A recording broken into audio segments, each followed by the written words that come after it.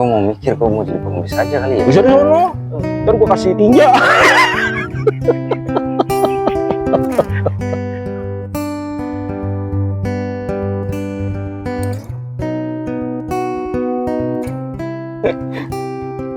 Terus lagi yang jadi penyebab kemiskinan itu salah satu yang tadi gue sebut ya, tambah kayak malas bekerja. Nah ini malas bekerja ini jadi penyakit yang akut nih bagi masyarakat ibu kota, karena mereka udah gengsi, karena mereka udah ngikutin gaya hidup orang-orang yang terlalu berlebih atau yang mereka punya duit banyak, jadi mereka malas bekerja. Kalau seandainya mereka kerja, penghasilannya cuma dipatokin sama ukuran tertentu, misalkan kayak UMR, ya kan? Misalkan lu hidup di daerah Menteng nih, biarpun Menteng pinggiran kali, gaya hidup di sana seperti apa? Nah, lu hidup di daerah situ, sementara lu kalau kerja cuma digaji sebesar UMR, lu pasti lihatnya kanan kiri, mana cukup, mana cukup, mana cukup. Ya kalau kata orang mana cukup mah nggak ada cukupnya. Lu digaji 100 juta nggak bakalan cukup juga kalau lu udah males. Iya juga sih ya. Nah itu. Terus lagi nih, masalah keterbatasan sumber daya alam sama modal. Ini yang lebih spesifik ke modal, ya kan? Jadi kayak kita itu terkadang udah nggak bisa kerja di mana-mana karena faktor pendidikan, karena terbatasnya lapangan pekerjaan, ditambah karena yang lain-lainnya seperti usia dan lain sebagainya. Terus kita itu nggak mau usaha, padahal usaha bisa kita jalankan. Banyak tuh orang-orang kerja di gedung-gedung tinggi kayak begitu kan, kalau istirahat makannya kan ngemper, John. Ya, iya, Ngopinya ngemper. Coba lu dagang di situ, cuman dagangnya juga jangan jadi bikin sampah juga nantinya. Biar kata lu dagang, ya dagang yang bener lah. Misalkan kalau memang ada tanah bisa disewa, lu sewa tanah, lu usaha di situ. Kalau memang lu belum bisa sewa tanah, ya misalkan lu pakai sepeda atau pakai sepeda motor, lu bungkusin dari rumah, dibungkus dengan higienis, yang bersih, masakannya yang enak, dijual jangan terlalu mahal, yang penting mah laku. Ya itu sudah usaha. Nah kalau lu mau usaha kayak begitu, ya mending orang-orang kita yang miskin seperti ini mau berusaha, otomatis kita nggak miskin-miskin amat kayak begitu loh.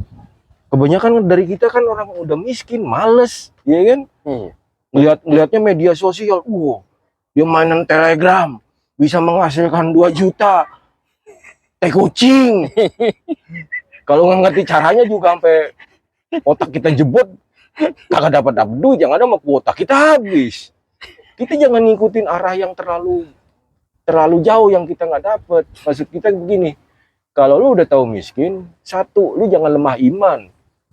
Jangan mudah tergoda dengan usaha ini itu yang nggak jelas. Jangan mudah tergoda dengan iming-iming. Jangan mudah tergoda dengan orang-orang yang ngajakin ngejebolin toko kayak maling kayak apa. Kayak jangan. Kita udah lemah iman, ditambah kita udah miskin, nggak ada pekerjaan, bahaya. Kita bener-bener jadi sampah nantinya. Kita jangan sampai seperti itu. Maksud gue begini, kalau lu emang bisa perkuat ya iman lu, kuatin bahwa hidup kita ini emang bagian daripada sebuah ujian. Roda itu berputar, John. Kita mungkin saat ini lagi di bawah. Nah kalau selamanya kita masih di bawah, itu berarti roda nggak bener, kempes kali ya, kurang angin lo, jangan-jangan. Ya perasaan udah gue pompa ya, kagak muter-muter udah gua. Nah maksud gue begitu. Jadi kayak kita jangan putus harapan. Kita udah miskin, lemah iman, putus harapan, terus nggak mau ada usahanya, ya bagaimana kita mau bisa maju? Ini baru tahun 2023, usia kita udah usia nanggung, dikata usia produktif katanya udah enggak, dikata udah nggak produktif, Masih tapi butuh nyatanya duit. kita masih butuh duit, masih doyan makan, ya kan? Coba kalau masyarakat Jakarta, berapa juta orang masyarakat di Jakarta nggak makan nasi. Beras mungkin nggak mahal, John. Adanya beras mahal karena apa? Orang makannya beras semua, makan nasi semua. Lu besok-besok jangan makan nasi biar nggak mahal nasinya. Kenapa? Mau jagung. Jagung yang mata mahal. Nasi jagung. Ya udah itu nanti apa? Yang buat makan ayam apa? Dedek.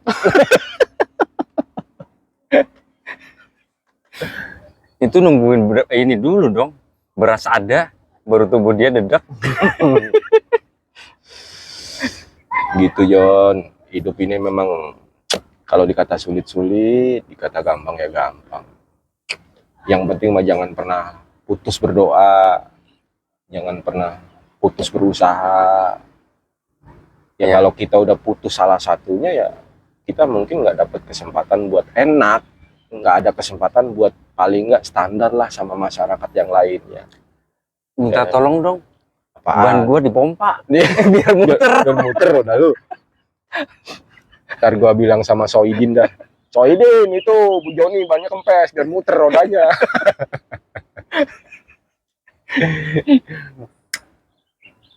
Jadi buat teman-teman ya, teman-teman miskin yang masih sama anak kita nih, poin pertama jangan sampai lemah iman ya.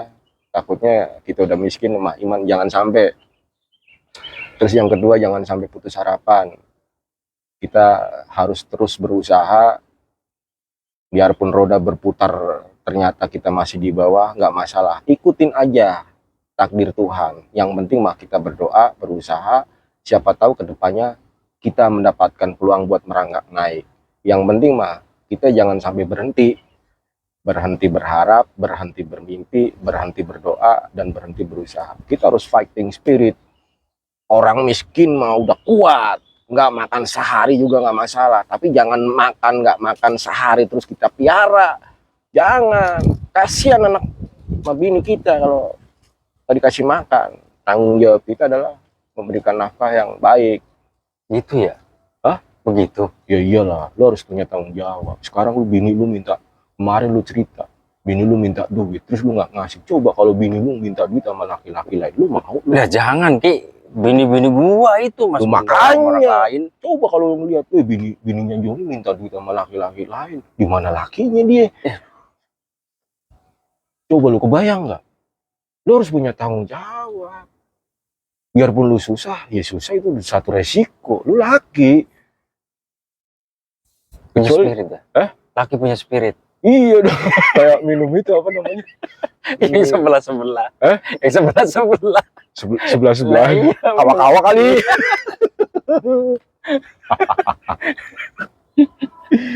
Kita harus fighting spirit, Yon. Jadi jangan sampai kita lemah. Kenapa soalnya? Kalau kita nggak udah minder duluan, udah nyerah duluan sama kehidupan yang sekarang ini ya, kita nggak bakalan bisa enak. Kita nggak ada kesempatan. Jadinya kesempatan itu nggak akan datang sama kita.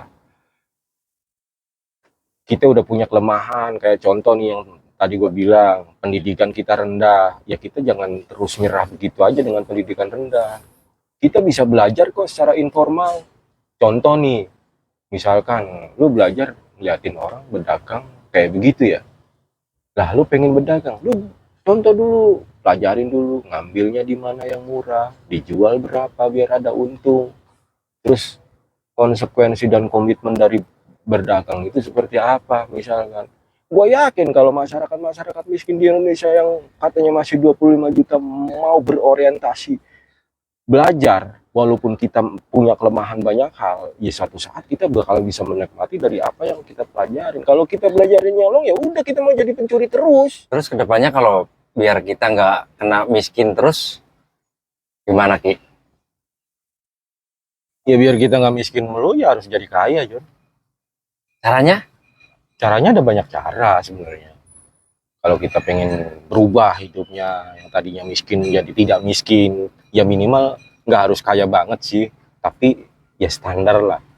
Seperti masyarakat pada umumnya, kehidupan kita tercover semua kebutuhannya. Yang pertama salah satunya adalah memotivasi, Jon.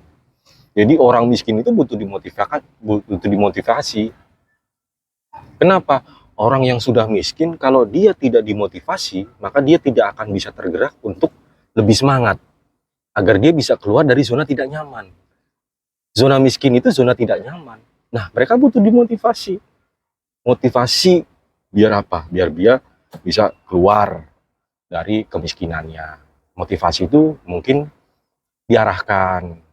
Dia punya keahlian dan kemampuan bekerja seperti apa. Nah, diarahkan mereka biar bisa apa? biar bisa bekerja sesuai keahlian dan kemampuannya. Iya. Itu yang pertama. Kemudian yang kedua, mendorong proyek-proyek ekonomi. Artinya proyek-proyek ekonomi salah satunya contoh begini, pemerintah sudah banyak menerapkan proyek-proyek ekonomi seperti pembuatan saluran air.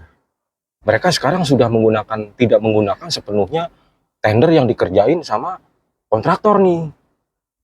Kontraktor cuman jadi judul doang, tapi mereka mempekerjakan masyarakat umum yang memang Di sekitar situ. iya, di sekitar situ yang memang nggak bekerja dalam bentuk padat karya. Itu juga salah satu strategi ekonomi yang bagus. Coba kalau banyak proyek pemerintah diadaptasikan untuk mempekerjakan orang-orang yang tidak itu-itu aja. Artinya melibatkan masyarakat sekitar untuk ikut dalam proyek itu. Biarpun mereka hanya sebagai tukang galian saluran drainase, tukang galian empang atau apapun proyek-proyek ekonomi yang memang digagas oleh pemerintah. Yang kedua, terus yang ketiga, poin yang ketiga, bagaimana caranya mengentaskan kemiskinan itu kita mengharamkan riba. Bahwa dalam ajaran kita yang berhubungan dengan riba itu dilaknat oleh Allah Ta'ala. Jadi jangan sampai lu udah miskin, butuh duit, lu pinjem duit ke rentenir, lintah darat, laut udara. Bukan lintah darat doang, lintah darat, laut udara. Minjemnya cepet, timbang buat kebutuhan 2 hari, lu balikinnya 300-400. Sampai berminggu-minggu kita harus balikin. Nah, udah begitu, kalau lu telat bayar, lu kena denda. Dendanya udah ngalahin duit pokok yang lu pinjem. Ini semakin terjerat, udah miskin, minjem duit cuman nutup kebutuhan sehari 2 hari, tapi lu terjebak dalam skema jasa atau skema denda atau skema bunga yang nyekek. Akhirnya lu makin nggak bisa bayar jangankan balikin pokok, bayar dendanya aja lu nggak bakalan mampu. Jadi lu jadi melarat seumur hidup kalau lu masih mainan kayak begitu.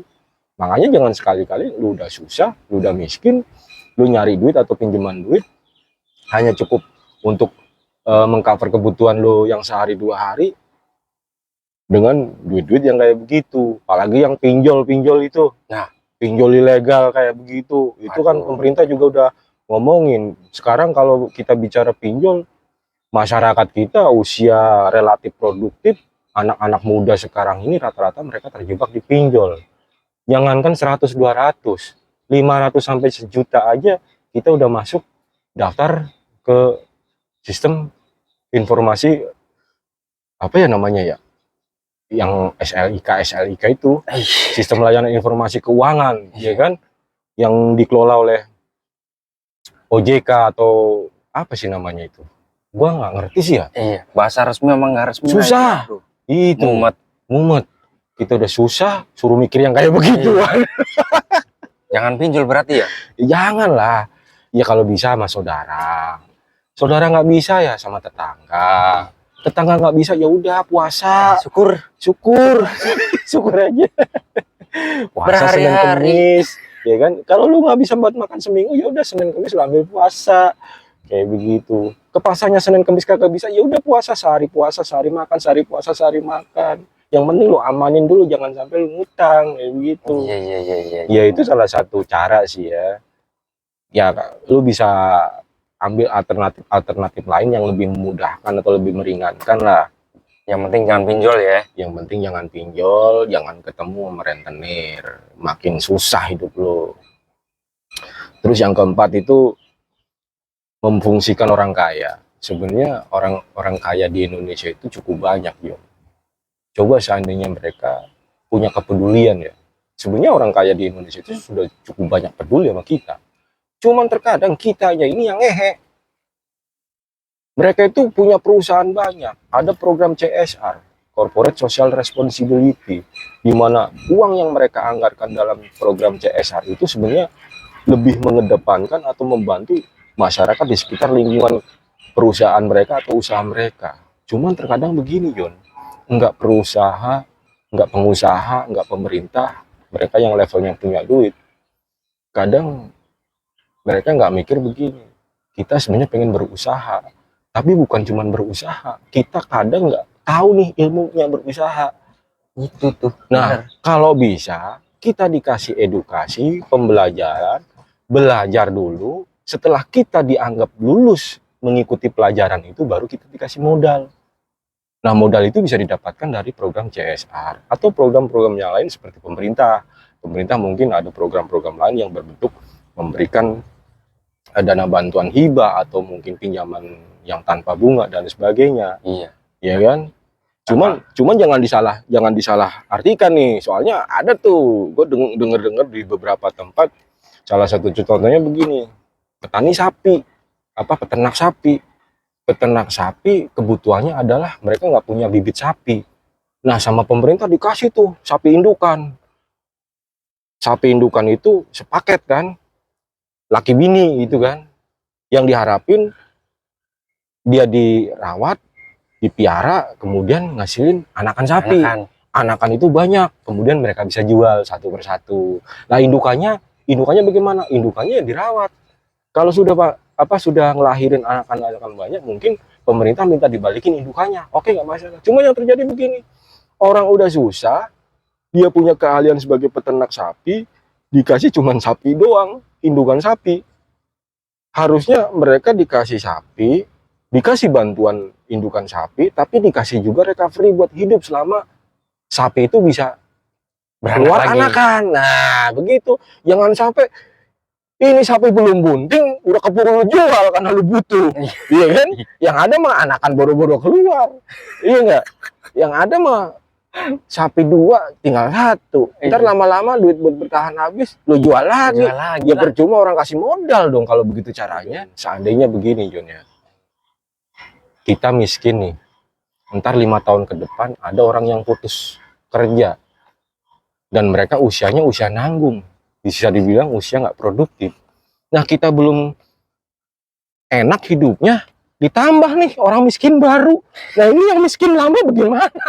Yang miskin lama aja belum diangkat, yang miskin baru datang nih, jumlahnya banyak, kan repot juga. Nah iya, datanya belum bener, datang data baru. Nah, yang lama aja belum terdaftar di Bansos, ini yang baru ada orang miskin baru. Makin runyem kan di Indonesia. Nah, kita berharapnya jangan sampai seperti itu terjadi.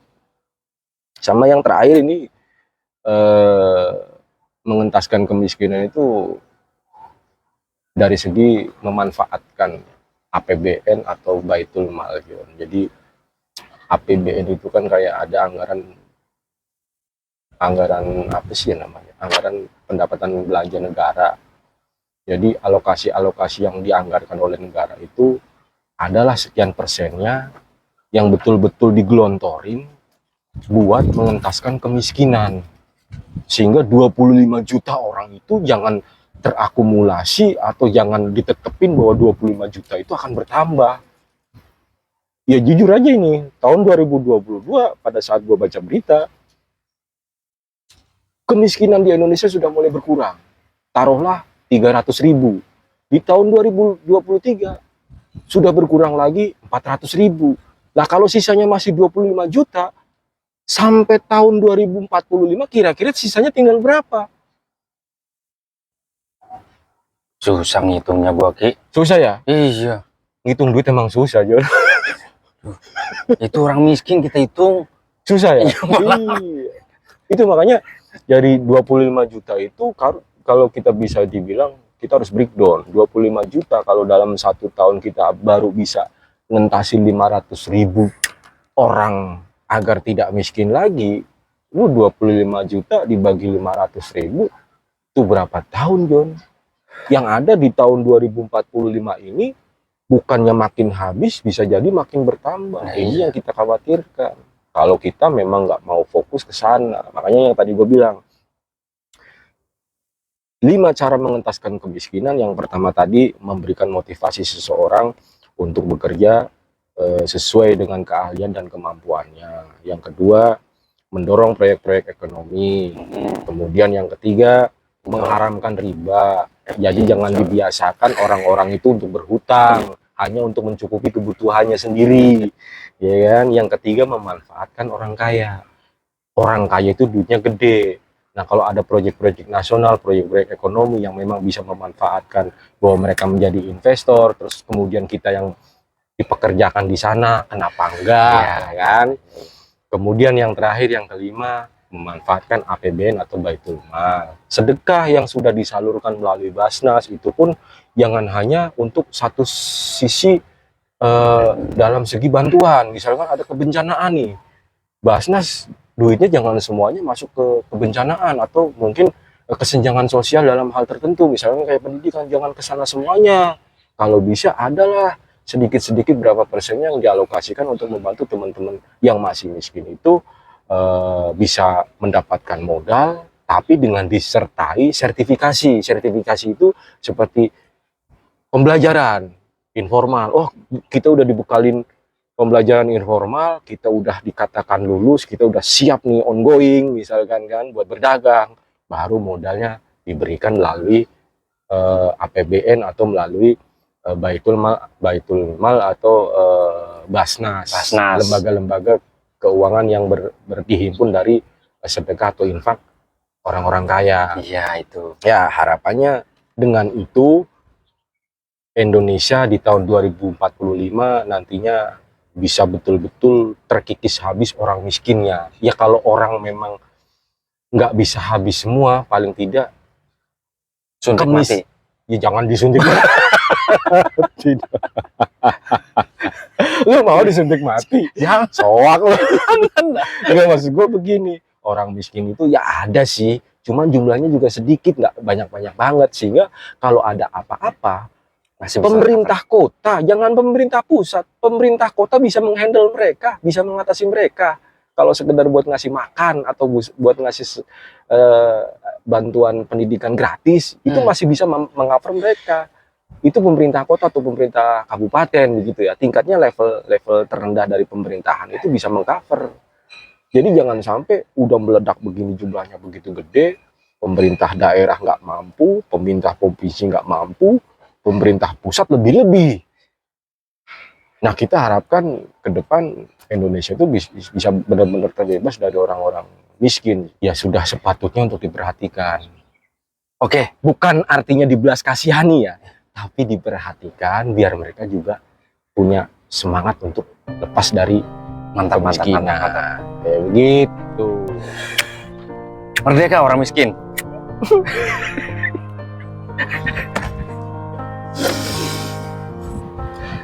Jadi bagi teman-teman, hikmat Tuhan yang mana lagi yang kau dustakan? Kemiskinan bukan semuanya mutlak menjadi kesalahan kita atau kesalahan mereka yang kebetulan hidup miskin. Tapi kemiskinan adalah tanggung jawab kita bersama. Tetap menjadi pribadi yang peduli dan mau berbagi. Insya Allah Indonesia keluar dari zona kemiskinan. Amin. Amin ya Allah, amin.